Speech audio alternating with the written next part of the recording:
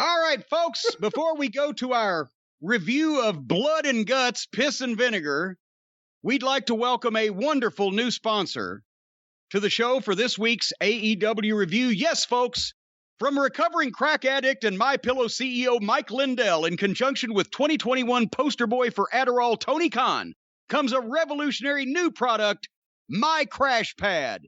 Yes, folks, if you're an over-the-hill athlete, an aging cover rock band star who needs a soft landing when your star begins to plummet, get My Crash Pad. Yes, only My Crash Pad can soften your fall from grace, no matter how spectacular. Made right here in the USA by right-wing insurrectionists, My Crash Pad provides the perfect landing place after a hard day of storming the Capitol. Order today and receive absolutely free bonus accessories of cardboard metal plates and a bicycle pump. Get My Crash Pad today. This has been brought to you by My Crash Pad. All right. Naturally, that's something a lot of people have been talking about, was the Jericho Crash Pad. AEW, May the 5th, Cinco de Mayo. How far did Jericho sink in that airbag? It looked like that Ford Mustang that landed on my fence when the airbag deployed.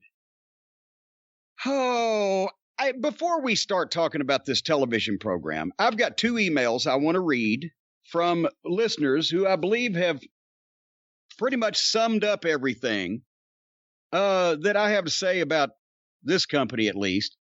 And this is, we mentioned this viewer or listener is referencing Matt Hardy defending the state of the business. So I'm saying I'm not starting another thing with Matt. They've been thankfully very quiet. But he references what Matt has been saying lately. Hi, it's Eric from nowhere. He doesn't mention. Hi, Jim. I'm a huge fan of your show and wanted to offer my comments about Matt Hardy defending the state of the business lately. Let me first say that I'm 33 years old and became a fan during the Attitude Era.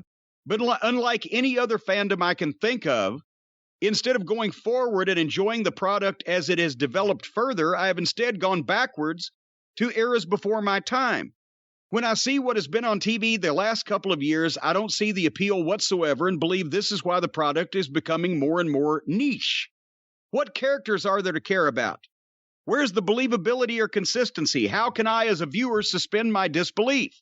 The biggest things that have occurred in wrestling in the past dozen years or so are the returns of The Rock and Brock Lesnar to the WWE. There aren't new stars anyone cares about. The numbers reflect that. I wish people like Matt Hardy would respectfully shut the fuck up. Because although I respect the years he has put into the business, it's clear that if the trajectory remains the same, the product will eventually disappear. You can only make so many documentaries about Stone Cold Steve Austin and have Sting appear in new fledgling promotions for so long. And one more and even a quicker one from Matt. While watching while watching AEW Blood and Guts, my 6-year-old daughter walked in. She started to get pretty worked up about the match. While maybe not appropriate for a kid to watch this, I couldn't help but enjoy seeing an honest reaction by someone that thought it was a real fight. Then when MJF pushed Jericho off the top of the cage, she said, "At least he fell on those soft boxes." Do we wonder why we're in the position we're in when nobody gives a shit anymore about their product and about what it looks like? And I was like you on the Pillman documentary until the finish took it down for you.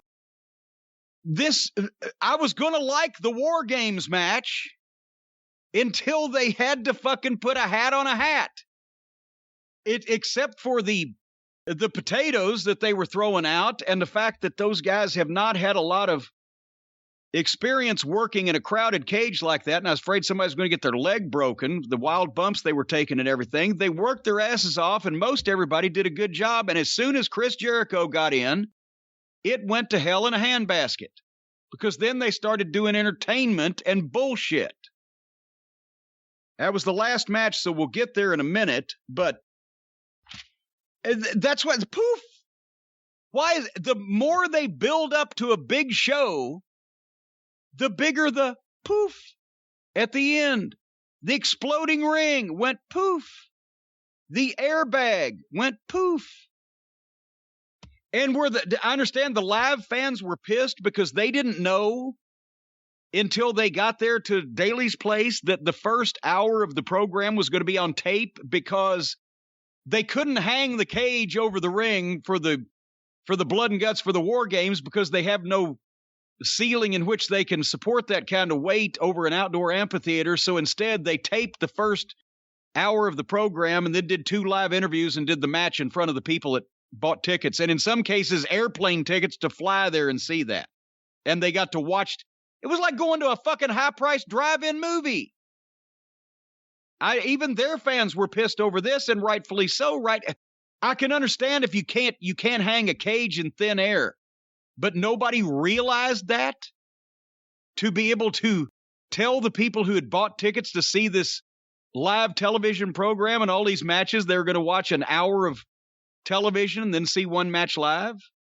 What the fuck was that all about? That's a bait and switch. That's what that is. Again, it was early. It was before the Blood and Guts match, but I had heard that a few fans requested refunds.